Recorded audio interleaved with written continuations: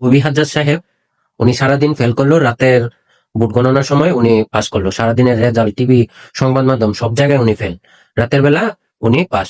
তো আমার কথা হচ্ছে, উনি তো ওনার ঘরেই সেবা করতে পারে না, উনি মোহাম্মদপুরের জনগণের সেবা কিভাবে করবে? ওনার বাবা গতকাল কি জানি মুসা বিন শমশের না কি নাম, উনি ভোট দিতে গেছে, সাংবাদিকরা ওনারে ধরছে, বয়স্ক মানুষ, হাঁটতে পারে না, কথাও বলতে পারে না স্পিরিটে।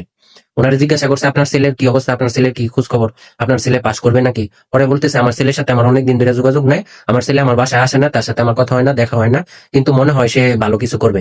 চিন্তা করেন, যে লোকে নিজের বয়স্ক মা বাবার সেবা করতে পারে না, ঘরের ভিতরে নিজের ঘর দেখা রাখতে পারে না, সে এত বড় মোহাম্মদপুরটা কিভাবে দেখা রাখবো? বাঙালি জাতি এইগুলা কেন বুঝে না? যেই লোক ঘরের সেবা করতে পারে না, সেই লোক বাহিরে কিভাবে সেবা করবো? আমার তো কোনোভাবেই মাথায় আসে না।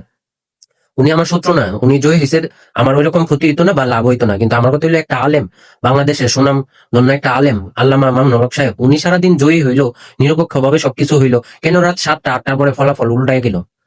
আমার কষ্টটা এই জায়গায়। ওনার সাথে আমার কোনো বিরোধিতা নেই, আমি কোনো রাজনৈতিক দলও করি না, না আমার প্রশ্ন একটাই, জনগণ যদি এগুলা না বুঝে, কারচুপি করে যে নিচে অস্ত্র ব্যবসায়ীর ওনার সেটা বিষয় না। এখন আমার কথা হচ্ছে, এই বয়স্ক বাবারই তো উনি সেবা করে না, তাহলে জনগণের সেবাটা উনি কিভাবে করবো? এটা জনগণ কিসের লেগে বুঝে না?